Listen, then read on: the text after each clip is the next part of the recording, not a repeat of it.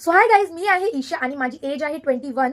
So मला job करायचा नाहीये, हे माझं डिसिजन आहे आणि त्याच्यासाठी मी 1 वर्ष पास आउट झाल्यानंतर घरीच बसली होती. एक हॉटेल मॅनेजमेंट ग्रॅज्युएट आहे. कॉन्फिडन्स गेन केलाय मी आणि आता मी स्टार्ट करते माझं क्लाउड किचन, ज्याचं नाव आहे ईशा टेस्टी ट्रीट. की लास्ट व्हिडिओमध्ये जे मी टाकलं होतं की मी माझं स्वतःचं काहीतरी स्टार्ट करते, स्टार्टअप बिझनेस.